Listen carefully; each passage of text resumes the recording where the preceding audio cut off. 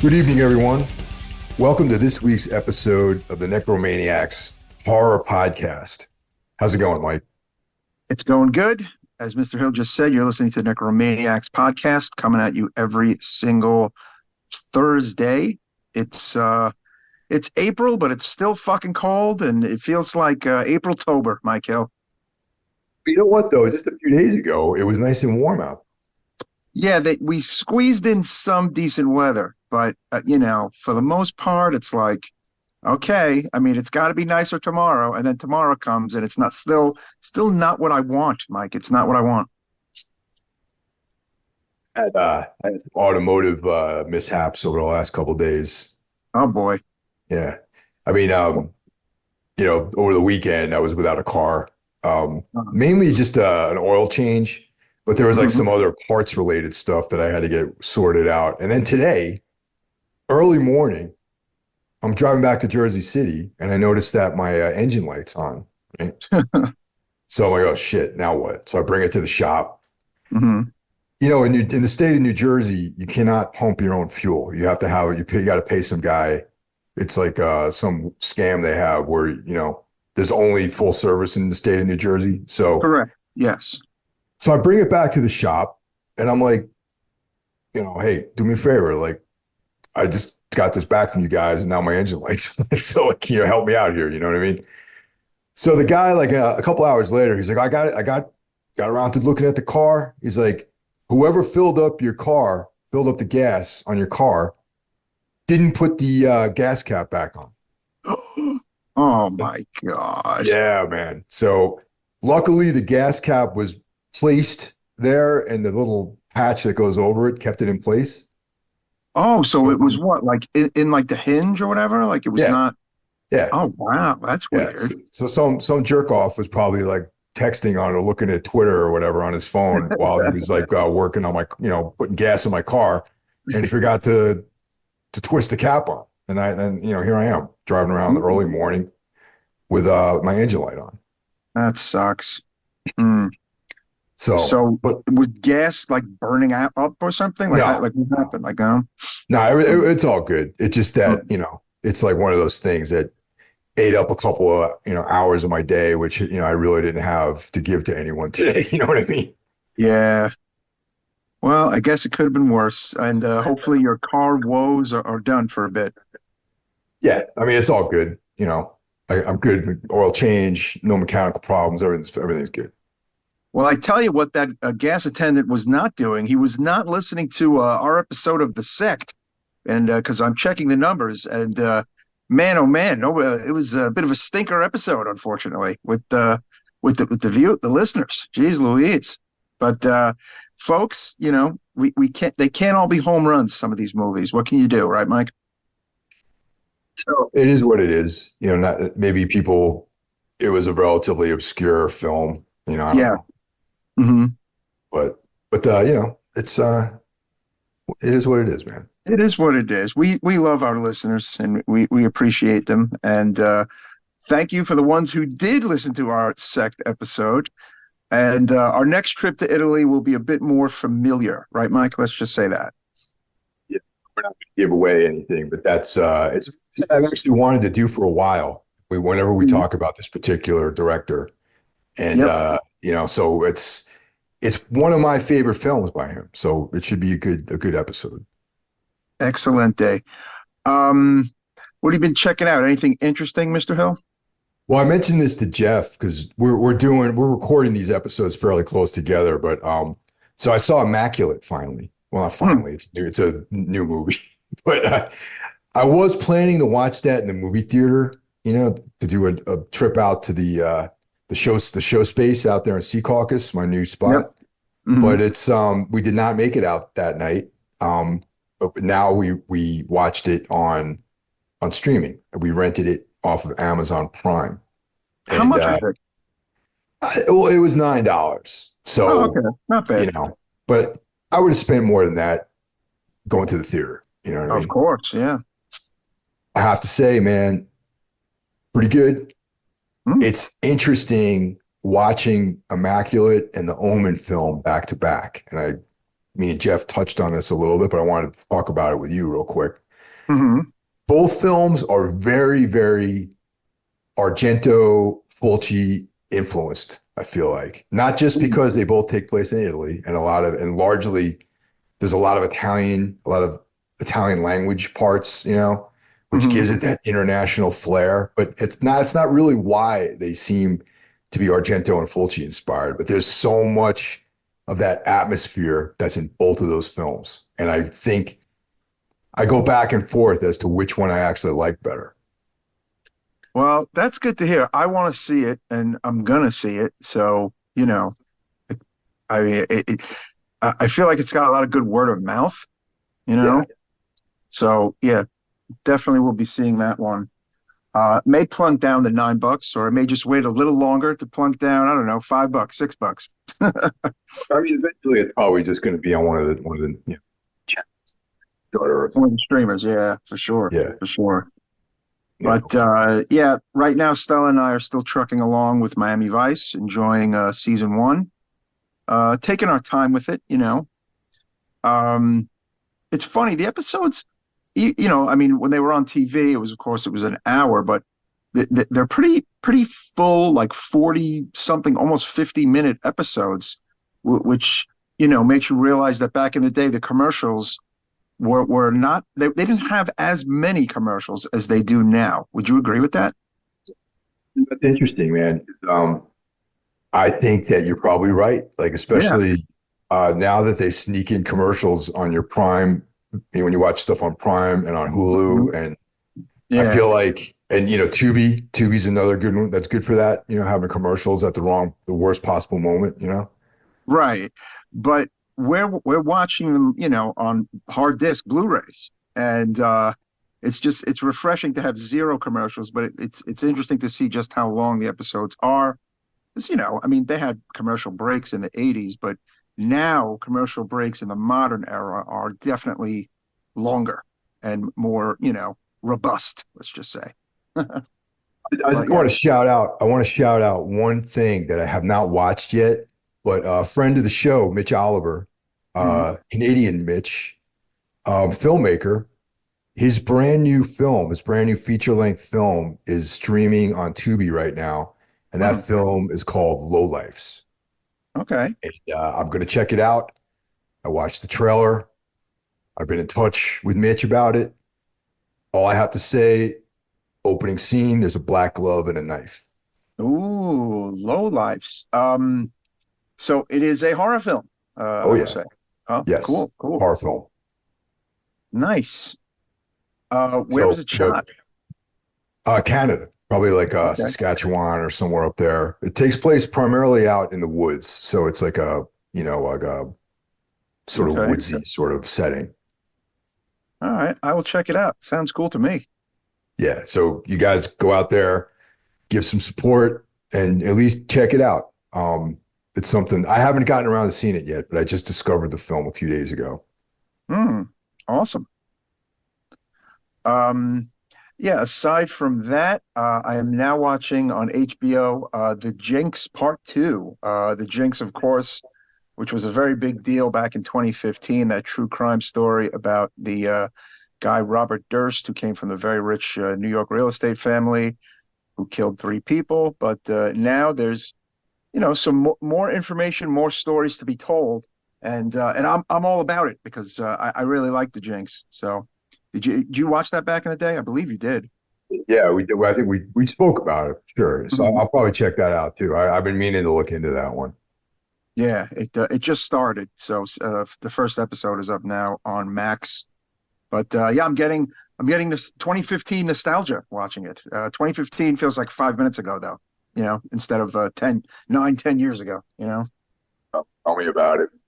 Jeez It, Louise. it seems like yesterday, but then again, when you really think about it, a lot of stuff has happened between 2015 and now. Yeah. I mean, it is a long time, but I think I don't know. In my head, the time is just flying. Yeah. What can you do? But yeah, that's about it really. I'm slow dive in the Miami Vice stuff, and there's a few things on Shudder I do want to watch as well. I did catch Late Night with the Devil, which of course will be discussed another time on the show. Um, and while I enjoyed it, I will just say that I think other people probably enjoyed it more than me, but I did still enjoy it. And that's all I'm going to say about Late Night with the Devil right now, Michael. I mean, it's everyone's got their take on it. I saw that in a movie theater, and I thought it was really cool. And it is kind of conceptually related to the film that we're going to talk about this evening. That is correct. Yeah. While we don't have any phone calls this evening, we do have some plugs, of course, right, Mike? If you do want to call us, please hit us up at 908-913-0782. 908-913-0782. We're recording these last two episodes kind of close together, so that's probably why we don't have any callers this week or for this Hmm. episode. But I have to say, Mike, thanks for calling in and checking in with us, man. I was worried about you because I'm talking about Mike from Pennsylvania. We Oh, haven't heard nice. from him in a while, man. And I'm Yeah. like, I was talking to Jeff and I were talking about it. I'm like, I feel like you guys are like, we're all friends, man. If I don't hear from you guys, like, I'm like, damn, how Mike's okay, And I was just, so Oh, it's good to wow. hear from you, buddy. Glad you're doing good. Yes, me too, man. I actually was thinking about him not long ago. So shit, that's great. Yeah. Cheers, Mike. Yeah. All right. So to kick things off, to get the party started, twice Mhm. a month, every Monday, we've got Horror Wolf 666 brought to you by none other than Brandon Legion. That's to start the party. On Tuesday, we have Into the Necrosphere, the greatest metal podcast in all the land, with our very own Jackie Smith, giving you all of your extreme metal needs every Tuesday. Into the Necrosphere. Smash the subscribe button, damn it. On Wednesday, we have Mike Hill's own Everything Went Black, the podcast that started it all. Mike covers all different sorts of stuff. It could be music, it could be film, it could be books, it could be BJJ, right, Mike? A little bit of everything. I got to say that I'm focusing on our known associates. Actually, some of our known associates are doing some really cool stuff, and Matt Prizzo is out there killing it with all of his bands that he's got. His guys got records coming out like every day. It seems like he's got some new project every week that he's promoting. So Matt is going to be on. We got Dave Berardi, of course. He was on recently. We got Drew Goth coming on, and it just nonstop fun, man. We got all kinds of cool shit happening. Awesome. That's every Wednesday. Everything Went Black. On Thursday, you're listening to it right now, I hope. It's the Necromaniacs podcast, the greatest horror podcast in all the land. On Friday, we have none other than my brother from our actual mother. That's John Draper and Co. with his lovely podcast, Spitball Media. Check them out and subscribe. Saturday, day off. Get out there. The sun is going to come out again. Go see a show. Go see a movie. Hang out. Call your loved ones. But on Sunday, make sure you listen to Carl Hikara's podcast, right, Michael? Soul Right, Soul Knocks. Knocks. Mm-hmm. And Carl and I have been, doing our collaboration, Darkness Weaves.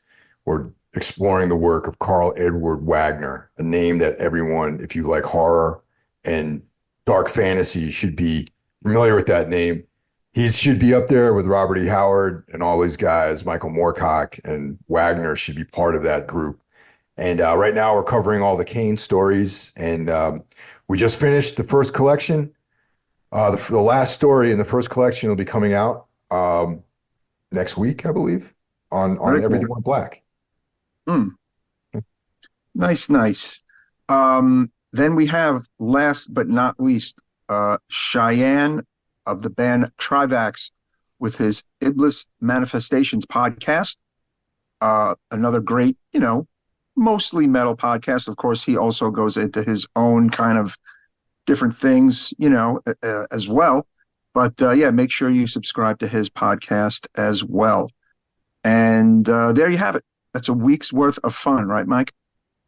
Definitely, man. And we deliver on all this stuff. So we're fortunate to have you guys out there listening to all this stuff. And, it's just been a great time watching everything grow and all of our buddies here doing well and just you Mm, guys contributing to just the coolness of this whole thing. yes, we appreciate you all, uh, our Brothers in Arms podcast, and of course the listeners. Thank you so much. Which brings us to tonight's film, right, Mike? That's right. Of course, this evening we're going to be doing Ghost Watch, which, as I mentioned earlier, is kind of conceptually, at least, connected to probably the most talked about horror film of the year so far, Late Night with the Hmm. Devil. That was the first thing I thought of when I watched Late Night with the Devil, is that it harkens back to Mm. this. I would say Ghost Watch is kind of a groundbreaking event, really. Oh yeah. Now I got to ask you something. So this makes me believe that you saw Ghost Watch first. When did you see this movie? A few years ago, a Blu-ray came out, Hmm. and I picked that up because I only heard of Ghost Watch because I know like a long time ago, it appeared on Shudder, and I Hmm. missed the It was, boat yeah. on it. Hmm. Then it disappeared. And Right. then it was available as a Blu-ray, and it was like a deluxe edition with like a book and like, all kinds of goodies. So I got that one. And that was my first experience with it, was watching it on the Blu-ray. And now it's back on Shudder, so you guys can all go out and enjoy it. So it's back in circulation on a streamer. Wow. See, now it's so funny because I never heard of it in my life. And I'm doing some reading on it, and of course, after I watched it, I read on it, and man, like the story behind this is really something. Of course, it's a mockumentary, a horror mockumentary, um, and it was a TV movie, a TV horror movie, so to speak, on Halloween night in 1992 in Britain. It aired on BBC One Halloween night and proceeded to scare the living shit out of the people of England. Huh, Mike? It did, for sure. And that's what, like, the reputation of this film preceded everything. Like I think, let's see, what I initially heard about this maybe on the Severin folk horror box set, which came out a number of years ago. Oh, okay. Though Yeah, this is not David a folk Crumb. horror, it's definitely very British. It's a BBC production. And someone made reference to that, I believe, on the documentary All the Haunts Be Ours, which goes into, a lot of this stuff. And I believe this was mentioned on there. And that's what piqued my interest in the show. Then I started reading about it. I Mm. noticed it was on Shudder, it disappeared, and I went out and I bought the Blu-ray. And I'll say there is a 2013 documentary about the documentary called Ghost Watch Behind the Curtains, which I have not seen yet, but I plan on seeking out. Did you see Oh, that? Hello? Oh, you're cutting out. I did not see that one. Hmm. Okay. Yeah, that came out on DVD back in 2013. And yeah, I'm gonna hopefully be able to stream that somewhere because I bet you now it's available somewhere. But if it isn't, I may literally buy that disc because I need to see this documentary about this retrospective documentary about the damn movie. So very cool. Check Um, Blu-ray. If it's the same, it might be the same documentary that comes on the Blu-ray. I'll have to check that. okay, yeah, yeah. Just a little rundown of the creators and cast. It was created by Stephen Volk, is also written by Stephen Volk, directed by Leslie Manning, and starring Michael Parkinson, Sarah Green, Mike Smith, Craig Charles, Gillian Beavan, and Keith Ferrari. Of course, as I said, this is a British affair, UK country of origin. 91 minutes long, produced by BBC One, and originally aired October 31st, 1992. And apparently had 1 million phone call inquiries to the BBC switchboard on the night of broadcast, um, which were apparently a mixture of panic, complaints, and praise, because people were kind of liking it to, War of the Worlds and something from 1994 called Without Warning in the US. Have you ever heard of Without Warning? No, I've been doing some research. I wasn't sure what that was. I'd never heard of that without Yeah, I warning. want to check that out now too, because apparently that's another like scary kind of, is this real? Is this fake deal? But that sounds interesting. It has never been repeated on UK television. How about that? It has been repeated internationally. It's been shown on Canada. It was shown on Canada on Halloween in 2004, shown in Belgium. And yeah, it says right here in Wikipedia, it first went to Shudder between 2017 and 2019 and left the service in 2019, I guess, only to be brought back perhaps fairly recently. Um, maybe in conjunction with Late Night with the Devil, but who knows really? Um, they are quite different animals. They're similar in that they're both horror mockumentaries and they deal with, uh, television, basically, right? Or fake television. Um, but I don't know. I feel like that's kind of where a lot of the comparisons really begin and end because one is a ghost movie, Ghost Watch, and the other is more of a, devil, demonic, satanic movie. What do you think?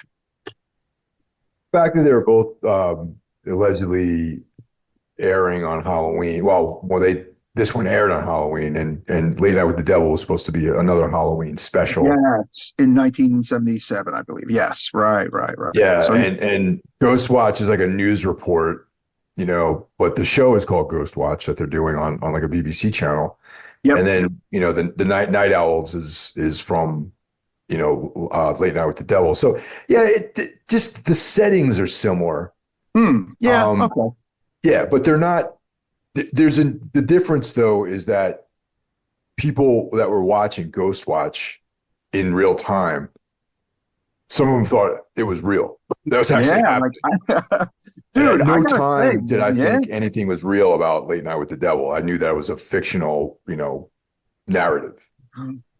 yeah, they presented Ghost Watch as a live broadcast on Halloween on BBC One. I mean, you know, say you just kind of put it on 15, 20 minutes in, you might have thought it was real because all the people they used were real people. There was no fake names. There were Michael Parkinson, Sarah Green, Mike Smith, Craig Charles are real people. So that's kind of cool, right? My understanding is they actually were BBC news people, right? Yes, yeah. Or personalities, The definitely. personalities. Yeah. So I mean, kind of genius right there. I mean, you know, obviously I was too young for War of the Worlds, but that made people freak the fuck out back in the day too. With Orson Welles' War of the Worlds, of course, where everyone thought we were all going to die. Um, I could definitely see myself being a bit spooked in 1992 Britain watching this. I mean, for God's sake. Think things about both of the things you just mentioned. So War of the Worlds, like back in, Mhm. you know, the radio was really how people got their news. Yep. And without that, it's easy to be led astray when all you're listening to is a voice out of the darkness, off the Mhm. airwaves. So I Yeah, mean yeah. that you're removed from reality because there's no visual component to that. And and also just watching this in the 1992, you know, media was just different. There was only a handful of channels that you watched, that were Yeah, it was available to still new you. world, right? You Exactly. know, it was all like terrestrial media. It wasn't like streaming like it is now, and there Mhm. wasn't like an on what seems like an unlimited amount of channels. It was just a handful of networks, and that was it. So, very small, very very immediate. So I could see, you know, feeling that this is an actual broadcast, especially if you're like seeing familiar faces delivering the content. Yes, and they even had a phone number throughout when you watch it, you'll see the phone number. That was the real phone number to call in for BBC. So I mean, I think they were asking for trouble. I mean, again, genius. But yeah, War of the Worlds, folks, aired on October 30th, 1938, very close to Halloween, on CBS Radio, of course, because that's what people had in 1938. Um, and yeah, proceeded to scare the bejesus out of everyone. And it's funny. Like it would take so much for something to do this now. Like, can you imagine like one day if like CBS, NBC, or Fox or whatever, ABC decides that they're gonna like put together some kind of like call it like go old school and like do something really scary and fucked up. Like I wonder what kind of impact would that even have, on regular linear television. I mean, people don't believe anything anymore, or they believe everything. You know what I mean? It's like Right. it's one extreme or the other. Either Hmm. everyone's a skeptic, or people just, depending on who's delivering the information, just believe it, because they want to believe it. Yeah, like I mean, I bet. Look, the Stephen Volk, Leslie Manning had the best intentions and wanted to make a scary show and maybe make history, but I'm sure they didn't intend for the guy who ended up killing himself and the you know several children who had severe PTSD after the fact. I don't think that was their intention. But honestly, I mean, shit, it's a testament to how powerful this Ghost Watch was. No. It's watching it now. It does feel, it still seems very real, like to watch it, Hmm. because it has that same like if you like when you watch a news channel and Hmm. there's like the reporter at large, there's that guy that was like the reporter at large, and he's a little hokey, he's playing it up a little bit for laughs, Right. but it feels very genuine and very real, like on one hand there's one paranormal person was like believes this stuff to be real, but then Mhm. everyone's kind of skeptical about it at the beginning, and like there's the guy that's out, the reporter at large, who's trying to take a piss on the whole thing. And Yeah, he's not serious at all. Exactly. yeah. That one guy. Yeah. And Um, even the people that are filming it in the house are at first thinking that it's some novelty that they're doing, and then slowly they get drawn into this whole thing. And there's a couple of red herrings too, which I thought was really interesting on this. yeah. Did you notice early on there was a shot when Michael Parkinson is talking to the doctor woman, and they're panning back and forth to whoever's speaking, and at one point when she's speaking, dude, there's a ghost in the background, and it's fucked up. Like it felt like that's the like it's one of the first things I saw, like and it's very subtle. You could miss it, but I did not miss it. I saw that. Do you know the scene I'm talking about? They do actually, because I've seen it a couple times. Yeah, it's a great moment, and there's several great moments like that. The rest are pretty much in the house where you see the figure in the rooms, and it's fucked up. Like it's done very well. It shows just enough. It lingers just long enough. Like it's not super beat you over the head, blatant. But I mean, if you're watching with your two eyes, I mean, you can catch it. Although some people might not have caught it at every point. Um, I feel like I saw every moment of creepiness in this, which to me made it even all the more enjoyable. Just a rough plot summary before we go further. Ghostwatch is presented as a live broadcast hosted by Michael Parkinson in an attempt to present concrete evidence of paranormal phenomena. To achieve this, the program launches an on air investigation into the fictional Fox Hill Drive, North Holt, Greater London. Pamela Early, Bird Brennan, and her daughters, Suzanne, played by Michelle Wesson, and Kim, played by Charisse Wesson, two real sisters, are tormented by a poltergeist that Kim refers to as Mr. Pipes, his name originating from the noises made by the house's plumbing. Pipes routinely possesses and harms Suzanne, one of the daughters, and is said to dwell in the house's basement, referred to as the glory hole. Um, that's just, quick kind of a rundown of what this is largely about. Would you agree? Yeah, it's basically in a nutshell what it's about. And yeah, but and the movie really doesn't kick up the creep factor until like maybe the third chapter, the third act in this film. You know what I mean? Like Yeah. it's original. Apparently, this is supposed to be like a mini series. Hmm. Okay. Yeah, and but I'm glad that they did it the way they did it, which is like a 90-minute special that's supposed to be Yes. live, you know. One and done. And, yeah, when it was over, it was like, whoa, I just really enjoyed the hell out of it. Um, so Parkinson is supported by co-host Sarah Green, played by Sarah Green, who ventures into the house to spend the night with the Earlys. Her husband, Mike Smith, who stays at the studio, is, uh, with the phone section of the studio, oversees all the phone calls. And comedian Craig Charles, that's the one of the bigger skeptics, who is outside the house interviewing locals on the street, where they talk about that street's violent history because, well, sure enough, back in the day, some shit went down back on that street as well, as we learn. And Sarah Green is accompanied by a camera crew, Chris Miller and Michael Ayton, played by actual BBC technicians, Chris Miller and Michael Ayton. And there is one more person who's an integral part of the cast, Dr. Lynn Pascoe, who is in the studio, played by Gillian Beavan, who is a psychologist studying all this phenomena. I felt like there's just enough people in this to not be like, okay, there's too many fucking people. Who's who? Like I thought it was every person played their part very well, and I think everyone was kind of like important to the cast.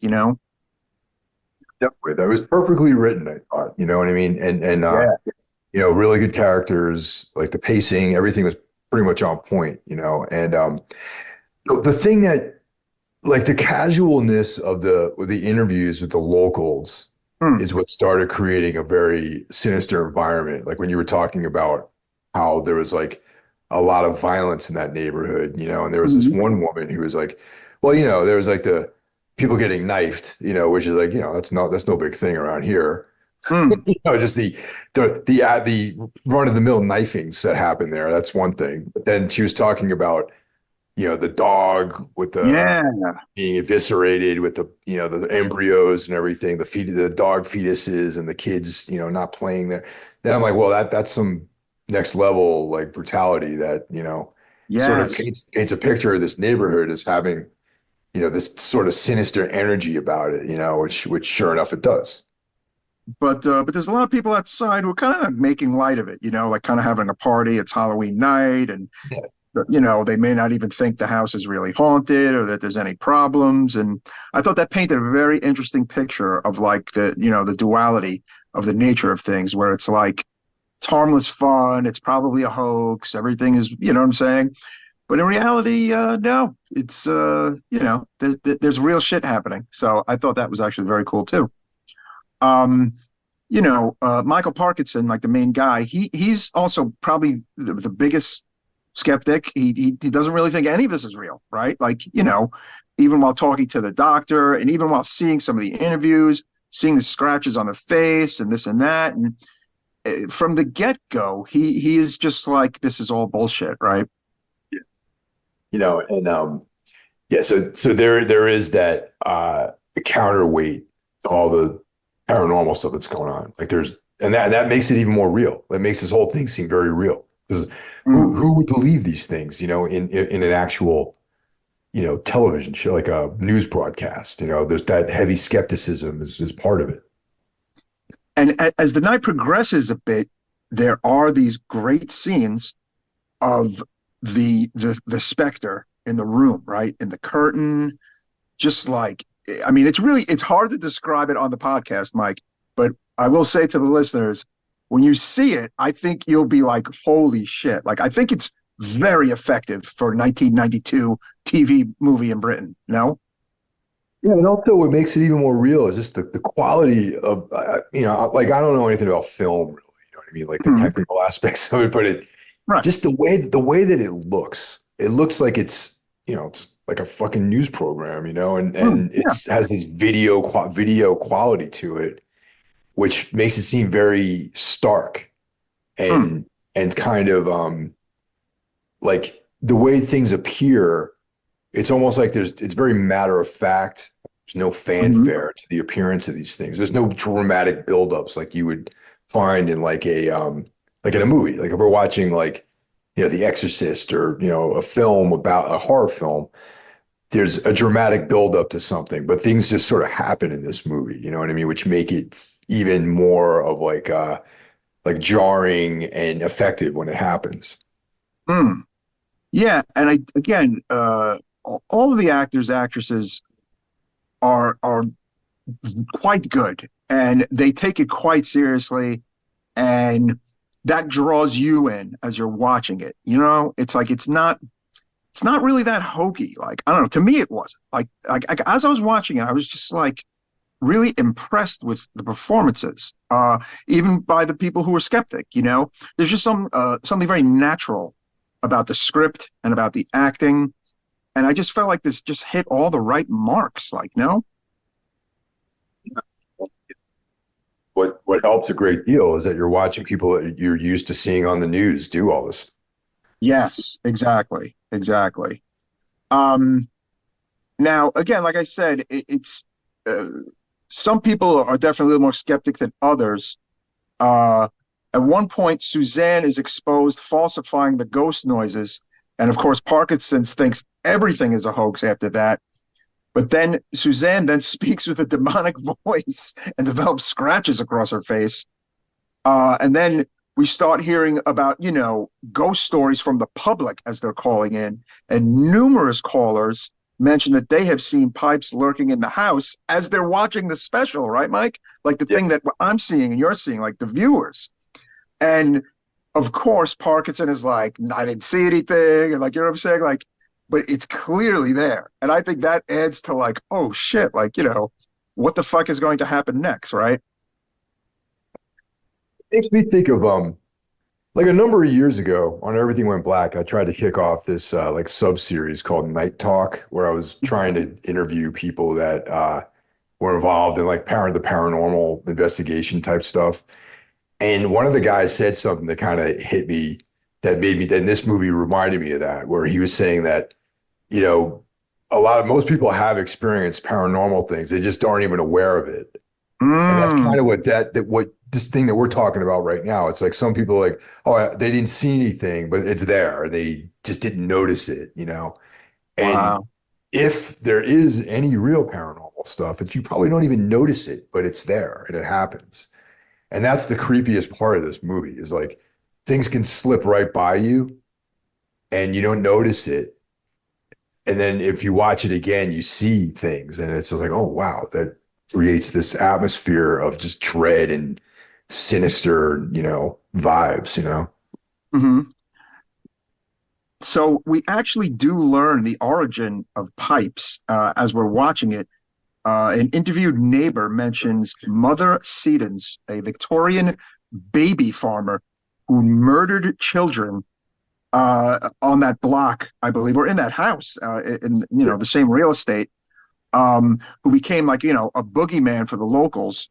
And then we get an anonymous phone call from someone who was Pipes's probation officer, who reveals that Pipes's real name is Raymond Tunstall, a disturbed pedophile who believed that he was possessed by the ghost of Mother Seddons, who went on to hang himself inside the house. Of course, the house that we're in that night for the special, um, in the glory hole, which is downstairs, whereas his body was eaten by cats because it stayed there for like a long time until it was found. And you know, listeners, we hear cat noises throughout the documentary too, which adds to the creepiness. Um, and again, like you're like, holy shit, like that's what this is all about, you know? It's basically it's Mother Satan's going through the Tunstall killer and apparently quite a few other people on the block and in the house. But again, not enough for a Michael Parkinson, though, huh?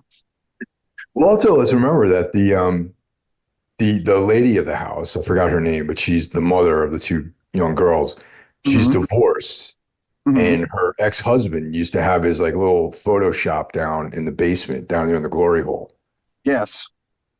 Yeah, Yeah. there's just a lot of creep stuff we learn. A lot of like Yeah. weird shit that has gone on in the house. Um, but yeah, you kind of really feel for the two young daughters who are just like in this living hell.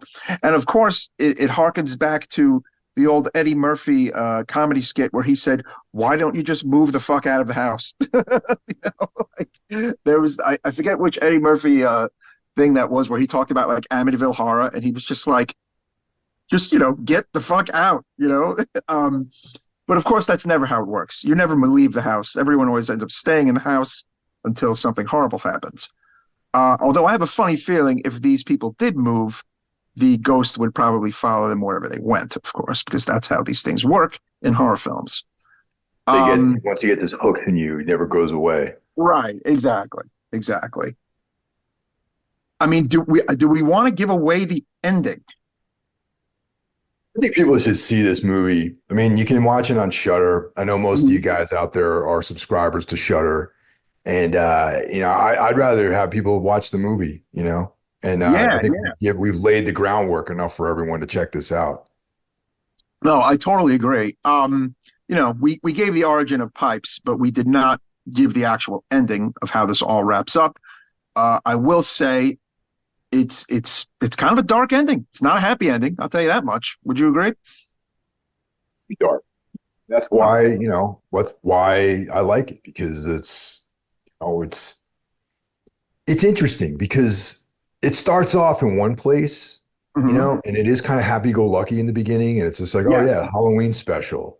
And then it hmm just ends in a downer. Yeah, it does. Um, yeah, a downer that caused quite a few problems for the BBC back then.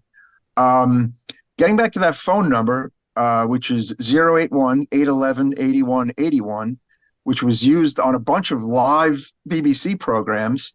It's the phone number they used that night. And apparently, whoever got through got a message telling them that the show was fictional. Okay, good idea. And then it gave you a chance to leave your own ghost story on like a voice message. Oh my God, that must imagine what those calls sounded like. But they should have published them, man. They should have put them out somehow. Oh man.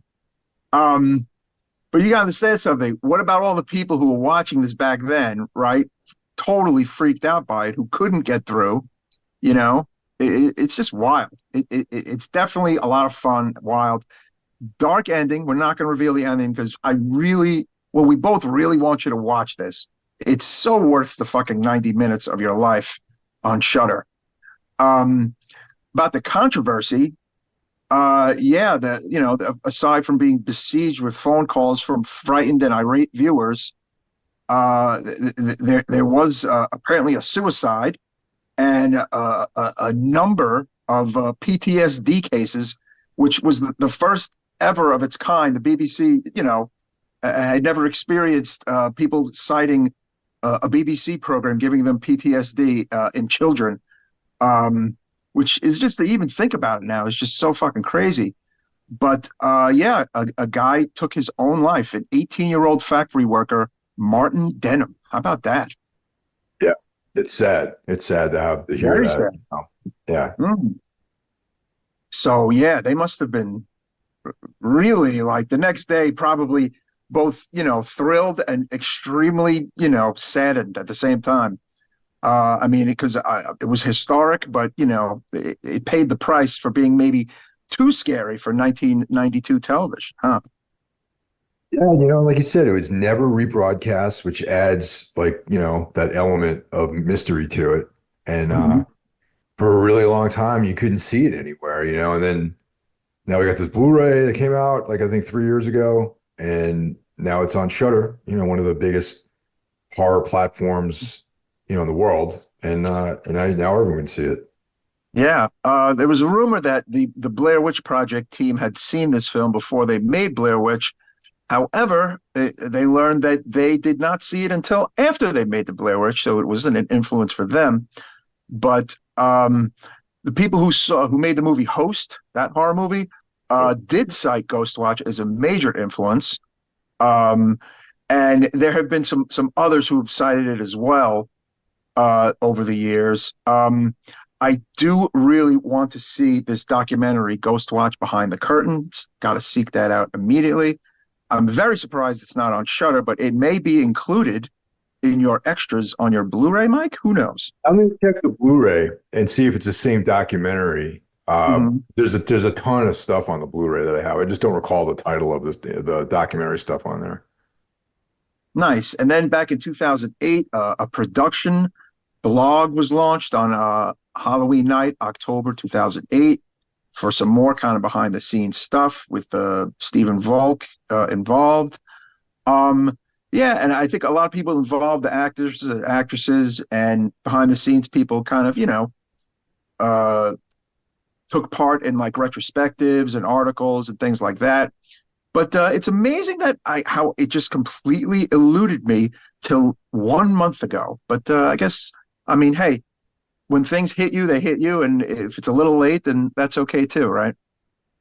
All right, so the documentary that's on the Blu-ray is a different documentary. This one, the one that's on the Blu-ray is called Shooting Reality. Oh, okay, Yeah, cool, so there's yet another documentary thing out there floating around. very cool. Um, yeah, I mean, as you can tell, Mike and I really enjoyed the hell out of this. Honestly, on my scale of 1 to 5, I give it a 5. 5 out of 5 for Ghost Watch. What about you, Mike? Also, an uncharacteristically high score of 5 out of 5, man. I loved it. I also think this is an incredibly important film in horror, Mm-hmm. as a horror piece, as a historical item. It's something that's very, very important, I think, to see if you love this type of stuff. Oh yeah, totally, totally. Um, yeah, I mean, I almost wanted to watch it again, but because in case I missed some of those cool, pipes moments, but I think I caught all of them according to what I've read online. Yeah. Yeah, definitely. This is definitely a multiple watch film because of all the stuff that we're talking about. Like the little angles in there that you got to catch, and watch it, give it some time, and revisit it. And you'll see you'll have a different perspective. I think if you little time go by on it. No, definitely, and I do think it is a good companion watch with Late Night with the Devil, although there are obviously quite a few differences. I think they're a fun, double feature, right? Yeah, I mean, I think pretty clearly that Late Night with the Devil was inspired by this. You know what I mean? Hmm. It's very, very clear, sort of a disciple of this film, you know? Yeah, definitely, definitely. But you know, I would definitely now plop this in my best of 90s horror. How about that? Oh yeah, no doubt, definitely. Hmm. But there you have it, folks. Ghost Watch currently on Shudder. 100% worth your time. Both Mike and I gave it 5 out of 5s. It's getting a lot of good, reviews now because a lot of people are seeing it now, of course. But yeah, let us know if you saw this like a while ago or not, or how long ago you might have heard of this via, of course, our Instagram or our Facebook. Very curious to see just who was very aware of this or who just learned about it now, or maybe you learned about it from us because I made some Facebook posts this week and nobody knew what I was talking about. So, yeah, hopefully we draw some people to it as well. And like I said, the reason why I heard about it is there's a documentary on that Severin full horror box set that I got, and Mhm. the documentary is called All the Haunts Be Ours, and they had a Nice. section on Nigel Neal, who produced a lot of BBC TV, a lot of folksy horror stuff on there, as well as the Hmm. Quatermass series, which is like a folk, like cosmic horror kind of thing. And yeah, that's where I first heard about it. So yeah, that's how I heard about this film, and then I caught up with it later on. Nice. Well, folks, another episode of Necromaniacs podcast is in the can, and we hope you enjoyed it. Of course, be sure to subscribe to our wonderful podcast and subscribe to all of our fellow horsemen and take it easy out there, right, Mike? Right. And this last couple episodes have been really cool. Movies that we all liked and important films, really, in a lot of ways.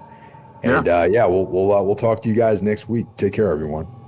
All righty. Cheers.